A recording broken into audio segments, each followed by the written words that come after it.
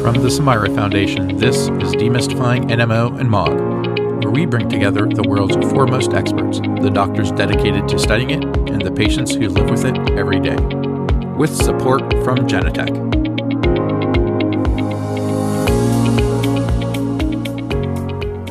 Welcome back for another episode of Demystifying NMO and MOG. We have an excellent episode for you today because we're going to get to talk about dogs, and who doesn't love dogs?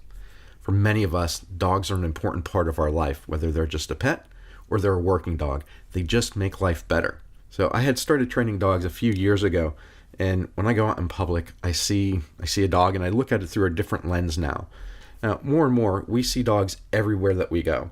They're at the store, doctor's offices, hospitals, and sometimes, though, we see some things that are kind of cringeworthy. There's a lot of gray area. So for this episode, we're talking with Leslie Horton. Leslie's the owner of Most Fine Canine in Frederick, Maryland, where she has over 20 years of experience helping people with everything from basic obedience to serving as an expert witness.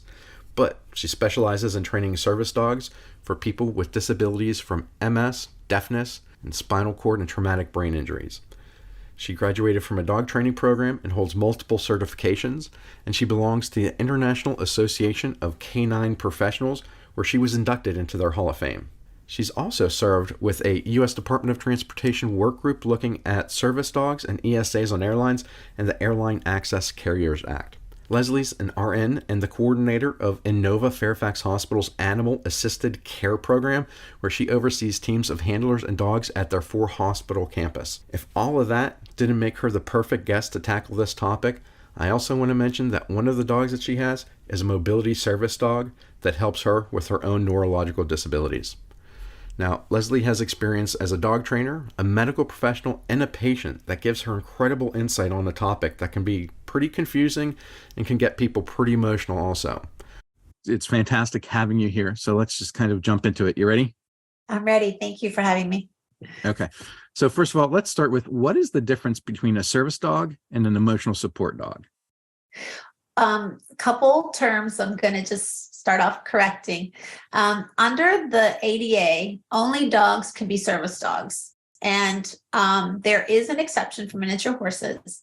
But under an emotional support animal, it can be any animal. It does not have to be a dog. So when we're clarifying definitions, let's include that clarification. So a service dog has to perform a trained task to mitigate the symptoms of a disability. The dog also has to be in such a state of behavior that does not interfere with any business's ability to conduct business. Often people think that the dog is granted access, but in actuality, the person with the disability has the accommodation to have the dog with them in the business. The second thing is emotional support animals. They're only currently in the United States covered for under HUD, under the Federal Housing Act, and they're allowed to be with people who rent. Now, that rental can include university dorms. By their very definition, though, they do not have to be trained because their very presence mitigates the disability. And most of us who have pets at some point or another who have had a bad day come home, and we have that moment where we get to relax and be with our pets, and we have they have that calming effect. Right. But these people actually have to have a disability. So, and usually it involves a psychiatric disability, and the dog provides a calming effect, or the animal provides a calming effect. It can be fish, it can be cats, it can be anything like that. But in order to get the exception under HUD or under FHA, the person has to let the landlord know that they have a disability, and they have to ask for accommodation. So you were talking about it's the person who has the accommodation, and that the animal, a service dog can go places that other animals can't, so to say, but the business still has to be able to conduct their business. Can you go into, are there any restrictions on that, or what? Sure. Think about a zoo. Okay. Think about a zoo. There are some areas that a dog could actually be, the presence of the dog could actually be harmful for the animal. Now, that does not mean that service dogs are not permitted in zoos. They are, but there are certain exhibits where it would be inappropriate or harmful to that animal, the other animal, to have the dog present. And zoos have the right to limit that access so that they can provide service and share the animals with other people. So that's one. The other thing would be operating rooms. People often confuse intensive care units as sterile environments. They're actually not. A sterile environment is one where certain procedures occur with less germs available, and that would be the OR. But you can still take your dog to a PACU with you or a pre-op area, depending on what's going on. So the biggest problem with hospitals and service dogs, while we're on that subject, is that a lot of people don't realize that if you have a service dog and you come into the hospital, you or your family member or a significant other has to provide care for the dog. The staff does not provide care. So that's very important to note, because unfortunately, those of us with disabilities can end up in the hospital. So it's real important to know what our guidelines are with our dogs. And in a lot of institutions, people will say, well, can't the volunteer take the dog? No, they cannot, because the volunteer then puts himself into a position where they're accepting liability for the behavior of the dog. And we just can't do that. Yeah, that's a part of having a service dog that I never would have considered. If you're in the hospital, the dog still has to go out, dog still has to be fed, still has to be cared for properly. That's an excellent point. It doesn't mean the dog isn't with you. It just means somebody has to provide that care. So if you're out someplace with your service dog, is a business allowed to require documentation, or do you have to explain the details of what you need the animal for, or like exactly what do you have to disclose? I had a friend of mine who was blind, and she always said she thought it was easier for her to have access than it was for me, because her disability was very visual. And I think that that's true. I find that we tend to have more difficulty when we have invisible disabilities. And the only thing that a business can ask you is this a service dog? And what trained tasks does it provide for you? There are some people who get frustrated because they'll say, well, he does mobility assistance or he does scent detection. That's a type of service dog. That's not a trained task. And if the dog is, most of the time that answer is okay, especially if the dog's well behaved. But if the dog is not well behaved, the owner or the manager can say to you, that's a type of service dog. Can you explain to me what the trained tasks are? What they can't do is ask you what your disability is. They shouldn't say to you, you look like you don't need a dog. They can't ask for documentation of vaccinations. They cannot ask for certification that the dog is a service dog. As a matter of fact, as we all know, most certifications for service dogs are actually fraudulent. And they create more of an issue. And that's why the United States Department of Justice doesn't even recognize certifications for service dogs. Yeah, that was one of the questions I wanted to bring up. I always see, people out in public with their dogs. They have their vests on, certified service dog. And the dogs they're barking at people, or they're jumping up on people. They're, at the end of the leash trying to get to someone, and just in no way focused on the handler, let alone responding to the handler's commands or cues or things like that. What is kind of the proper conduct for a service dog in public? Are there standards of behavior, like expectations? The law is broad, but it does state that the dog cannot interfere with the ability to conduct business. So a dog that's going up to other people is interfering with other customers conducting business. If I'm in a grocery store and I'm shopping and a dog's coming up and jumping on me, or even if it's just coming up to me to pet it, that is actually interfering with my ability to get groceries. So the dog shouldn't do that. Obviously, the animal should be housebroken. The dog should have should not have uncontrolled vocalization. Okay. So it's unrealistic to think that sometimes a dog might not bark.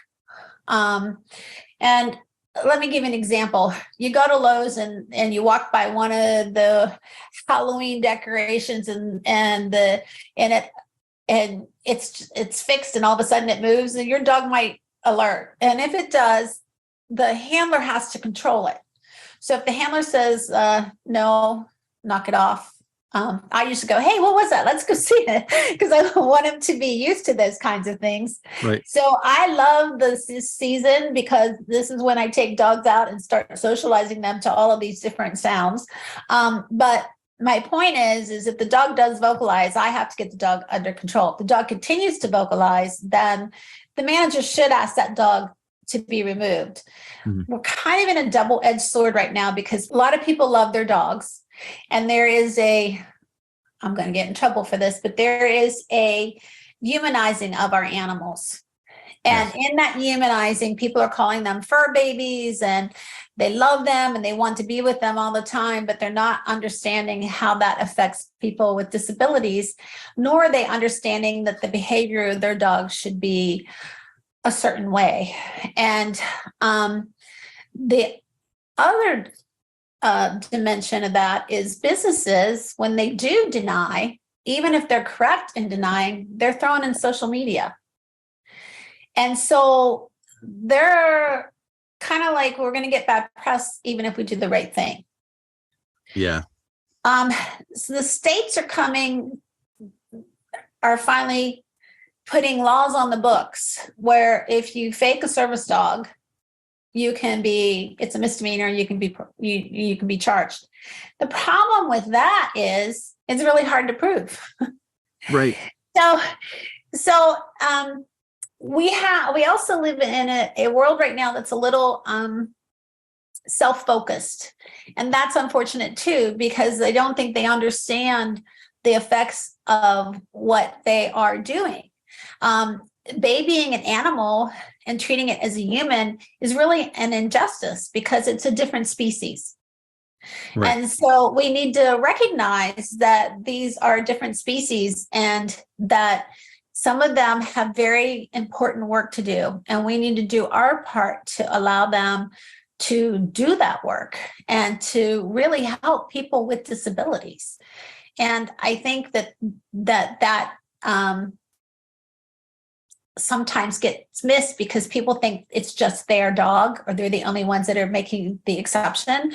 But in actuality, there's several people who are putting their dog out there when the dog should be home.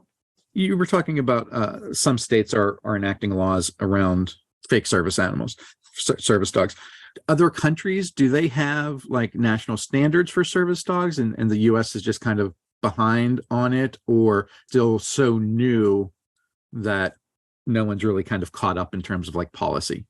There are a lot of countries that enforce that the dogs have to adhere to the ADI standards, which is the Assistance Dogs International. The problem with that is there are some things that they have that are difficult for everyone to meet. For example, they don't recognize owner-trained dogs. You have to be a part of their organization. You have to be nonprofit. They're not in every state. They're not in every country. So there's a lot of people who would benefit that are not getting that animal. And that's what's nice about the United States Department of Justice is they left it broad, hoping that people who needed the dogs and to have access with the dogs so the dogs could help them become more independent, that would actually happen. Unfortunately, like I said, there are people who don't want to, and this is under the Department of Transportation, not under the Department of Justice, but they don't want to pay the pet fee. Well, pets are expensive. Right. So, saying your dog is a service dog because you don't want to pay a fee, you are actually going on record as having stated that you have a disability. And as someone who has a disability, I can tell you that's not always something you want to have to go on record with because it comes with its own burdens and insurance issues and I think people need to understand there's certain positions you cannot do because you're not able to meet the essential functions anymore. Right. So I think that those are things that people need to realize, that the minute that they state that the dog is an emotional support animal or a service dog, they have labeled themselves as having a disability. Yeah, that's interesting. In and of itself, like you talked a little bit before about the stigmatization of having illness. Someone with a disability that's very visible, it's very easy for people to comprehend and wrap their heads around, versus someone who has a spine injury and is able to be mobile, but has some of the other problems that go along with that and would require a service dog. It makes it very difficult to blend into a crowd when you have the service dog. It definitely does label you and opens you up to not only the stigma, but also one of the things I always teach or always speak to my clients about, the people that I'm training their dogs, is about how people in the United States and our culture, how they deal with dogs in public. Someone will think nothing of it, of walking 20, 30 feet across the mall parking lot just to come over and touch your dog without even saying anything to you. And it's like, no, please get back. There's a trend out there where a lot of people are not marking their dogs as service dogs. I mark them and I put a big stop sign on my vest, and people don't read them. But at least I can say that stop sign, that applies to you. So I definitely think you should identify your dogs as service dogs. Again, I find that not identifying the dog leads to more confusion and more people wanting to take their dogs out. I also think that it's an opportunity for people to understand that service dogs are going to be part of our society. We're finding more and more things that the dogs can do, and that I think it helps to educate a certain level of behavior. I do think business owners should understand that they can help us by making sure that if the dog is poorly behaved, to ask them to leave. Right. Or to, you have to ask the person to get the dog under control. If the person can't get the dog under control, then you have the right to ask the person to leave. And again, a lot of the businesses don't want to do that, but I actually encourage them to do it. And the reason is because those dogs that are poorly behaved make it very difficult for people like me who go in with the dog. I can't tell you how many people look at me and go, "You don't look disabled." And one of my responses back to them is, "How would you like me to look to make you more comfortable with the fact that I have a disability?" Right. It's because a lot of people don't understand. And then it's so funny when you say that to them, the look that they give you. I like to see a light bulb go off, because that always helps me to know that I'm educating somebody. I guess this is kind of a two-part question, and you can answer it in any order. But what is the process of getting a service dog? And can you tell us a little bit about the training of a service dog? Wow. Let's do the process. The process depends on which organization you go with, and also what your disability is. If you have type 1 diabetes and you need a diabetic alert dog, that is a dog that is trained differently. There is then a dog that does mobility assistance, or a dog that supports for mental illness. So the point is the first thing that I tell anybody who needs a service dog is to research, because in every profession, I don't care if you're a teacher, I don't care if you're in healthcare, I don't care if you are in construction, they're really, really good and they're really, really bad. And when you're vesting your health, and which you are doing when you have a disability and you need a service dog, you need to be asking questions. How many service dogs have you trained? How many have you placed? What is your success rate? How many are currently working? How do you train a dog? So those are the kinds of things that people need to think about. And I would be doing a disservice if I did not tell everyone, just like every child does not grow up to be an astronaut or president of the United States. Not every dog can become a service dog. There's so many people that'll be like, I bought this dog, Leslie, I want you to train it as a service dog. And the dog is in no way, shape, or form able to be a service dog. A neurotic dog, asking a dog that has an innate ability to be frightened and asking it to go on the DC Metro is not fair. Right. So we need to really make sure that we understand our dogs.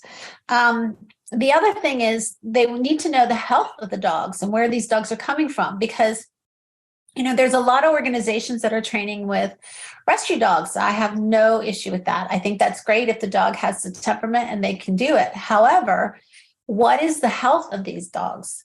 And are they checking it? Because if they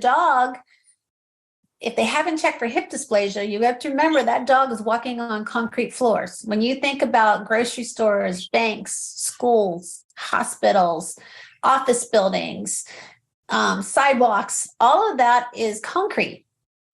They're hard surfaces. And so if you have a dog that hasn't been checked for good structure, the dog can develop pain, not be able to work very, very long. And as any of us who have pain can tell you, sometimes we can get a little grumpy with our chronic pain. So it would only be natural that a dog who cannot tell you, I'm having a bad day, I'm in pain, might get grumpy if somebody pushes on its back and it has hip dysplasia. So those are things to think about. So those are the questions that I would be asking. And the process can be long. Like with some organizations, you fill out an application, and then when you do the application, some will have dogs that they've already trained and they'll pair with you. Some will have dogs that they select specifically for you. I personally like to select dogs particularly for that person. Okay. And the reason is because I deal a lot with mobility, and the size of the dog and the size of the person can vary. So when you're dealing with that, the dog, there are certain criteria that the dog has to meet in order to be able to transfer safely and to do those kinds of things. Also, there's a difference between placing a dog with a person who hikes regularly versus somebody who works in an office and stays home. And I'm not knocking either lifestyle. I'm just saying that one dog would fit in better with a certain lifestyle than the other one. So you have to take that into consideration as well. So those are the kinds of things to think about. I really appreciate, the consideration for the dog's well-being and being fair to the dog. Like you were saying, you don't want to take a dog like a Malinois and put it into an office environment where it just doesn't have an outlet to deal with its own emotions and energy requirements, things like that. But looking at the stress that the dog will be under in terms of the working conditions and the wear and tear on the dog of the tasks that it's going to be required. I think sometimes when we're talking about service animals and service dogs, we can easily lose focus that they're a living thing and they have emotions and they're gonna, like you said, they're gonna have some pain and be a little bit grumpy today. We see them as a tool too often, and we forget that we really have to be considerate of them and their health also. Correct. I mean, I think that people don't realize that because they are living creatures, they have good days and bad days too. Mm-hmm. And I've been doing this for over 20 years. And if you want me to tell you that I've never had a dog go to the bathroom in an inside area, I could tell you that. I would be lying. But the point of the matter is they get sick. They can throw up. They can have diarrhea. And the point is how you handle it. Right. When it has happened to me, I have found people to be very supportive. But one of the things that I always have with me is a kit. Right. I'll go anywhere without a kit to clean up after my dogs. And the one time that you do is the one time you leave it. So I just, there's accountability and responsibility that comes with being a handler too. And if your dog was sick that morning and no matter what you wanted to do, you might need to have the dog be home. And sometimes people don't realize that either. I mean, right. Some of the guide dog organizations make sure that a person can get around without a dog before they'll place a dog. And the reason is because you have to consider that you're a team. And Right. sometimes a team member can have an off day and need to stay home. If your dog has an injury, you're out playing ball with him and he hurts himself, you don't want to work him the next day. So those are the kinds of things that people need to think about that they often do not. Yeah. The other thing that I find is a lot of people expect the dogs to come with remote control. When I say sit, that dog better sit. When I say down, that dog better down. When I say do this, that dog better do that. That's not a realistic expectation either, because they're going to have days where you might have to say sit twice. Right. Or, I have a friend who tells a story about a dog that wouldn't move forward. And she's, again, I think I mentioned her before, she was blind and the dog wouldn't go forward. And she's like, what is wrong with this dog? And here the dog was preventing her from walking into a ditch. So the dog knew better and she didn't. So, service dogs also have to have civil disobedience. They have to be able to tell you no, or they have to not obey a command. And so that's important to remember when you're picking out a trainer too, because if you have a trainer that says, when I tell my dog to jump, he has to jump so high, he should be asking me how high to jump. That's concerning, because a service dog trainer needs to understand that there are times the dog is going to disobey and it's actually going to help you. Right. So I think people need to realize that as well. They don't come with remote control. They're living creatures. So you work as a team. And as any good relationship is, you have to be able to communicate between the two of you. And the better the communication, the smoother the relationship. So as for how to train a service dog, a lot of people talk about socialization, but they don't understand the term socialization. Right. For a lot of people, they think socializing a dog is getting it out and running around and playing with other dogs and doing all those kinds of things. Now, in actuality, I have a bird and I have a bunny, and they get to run around the house and the dogs have to leave them alone because that's part of their socialization, is they can't be chasing squirrels when they're working. They have to be able to go downtown and have the brakes on a bus decompress and make that sound and be okay. There are times I'll be like, hey, I see you have a motorcycle. Can you introduce my dog to your motorcycle? Are you comfortable starting the motorcycle next to my dog? Oh, I see you have skateboards. Can you skateboard next to my dogs? I go up to police officers in uniform. Hey, can you say hi to my dog? Because I want him to get used to seeing the jackets and seeing the gear and all those kinds of things. Oh, you have a Segway. Can my dog see your Segway? So, I mean, it's really funny because most people do really want to help you. Sometimes you run into people who are a little uncomfortable, they're afraid, and that's a different thing. But I remember one gentleman, he had a motorcycle, and I was like, hey, can I introduce this dog to your motorcycle? And he was a little nervous when you pulled up. And are you willing to do that? And I chuckled because the guy was so sweet. He was like, these are the handlebars. This is the seats. And this is how we turn the motorcycle on. And you know what? I'm going to turn the motorcycle on, but I'm going to just show you first. I mean, he was so sweet. And I just let him do what he wanted to do. And next thing I know, he's got the little pup up on the motorcycle with him and he's going to start the bike. And I'm like, go for it. And they were fine. And the dog it worked. The dog did fine after that with motorcycles. So I think that those are the kinds of things that is actual socialization.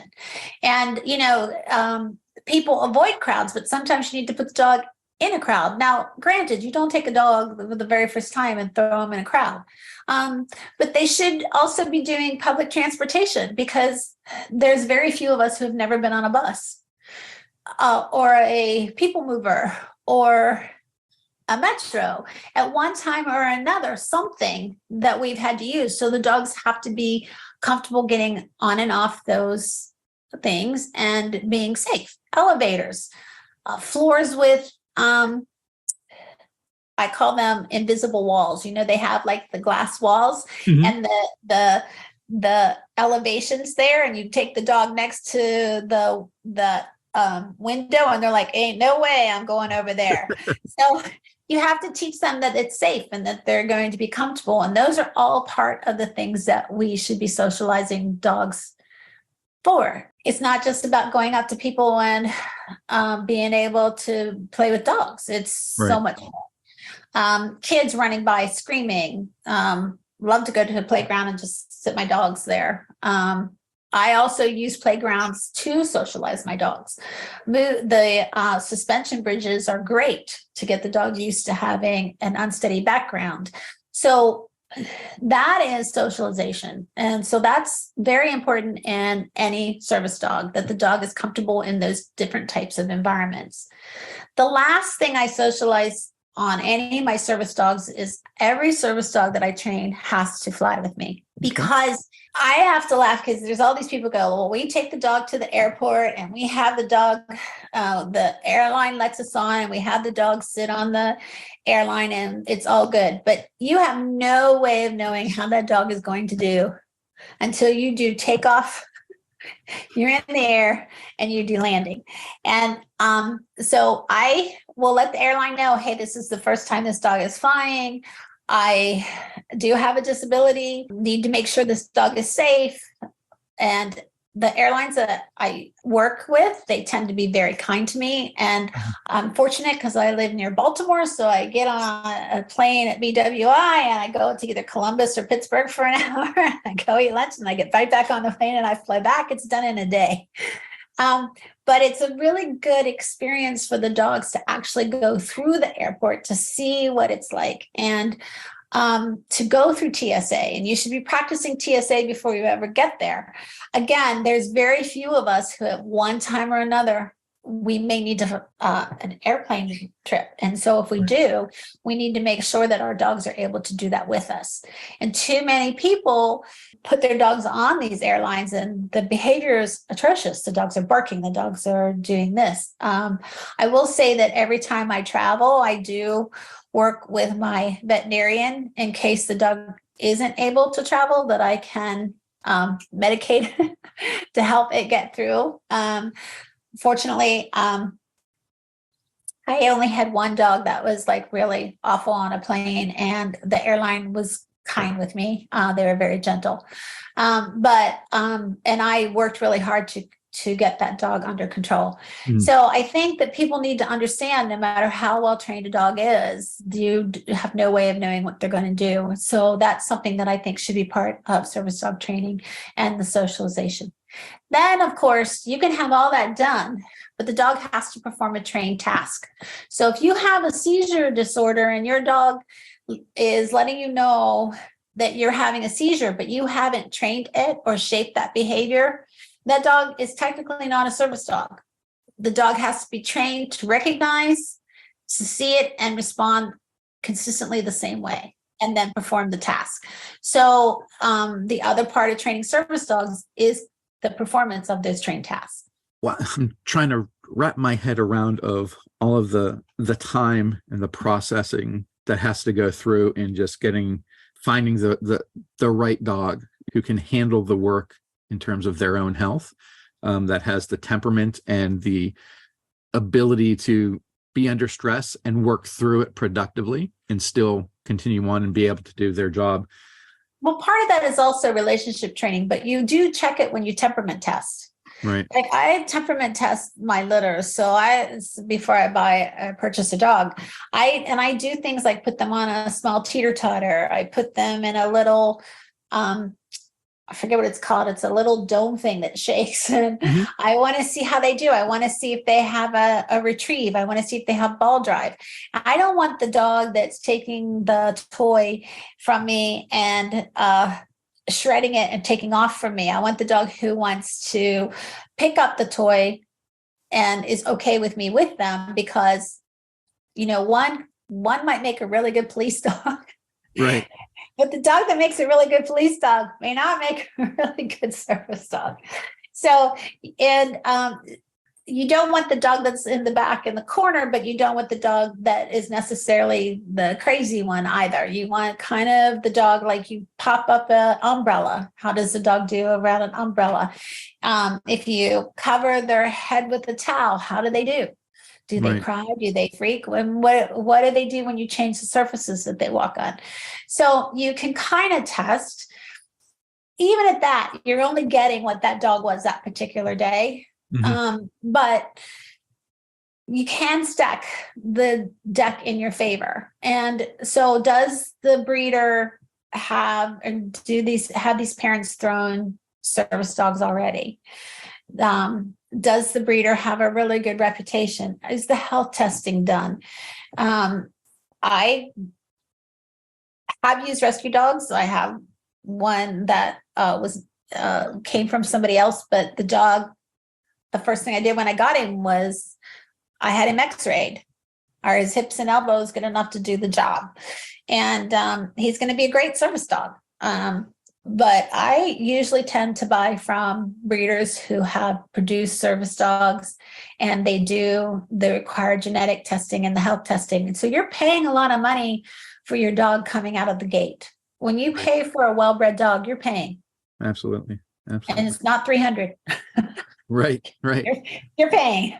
Right. We've covered so much, and this has been fantastic. I know I've learned a lot, and I'm sure the people who are listening, this is really going to be helpful for them, because there is so much information out there and a lot of it is not good. So I appreciate you taking the time to sit down with us and go through all of this. It's been awesome.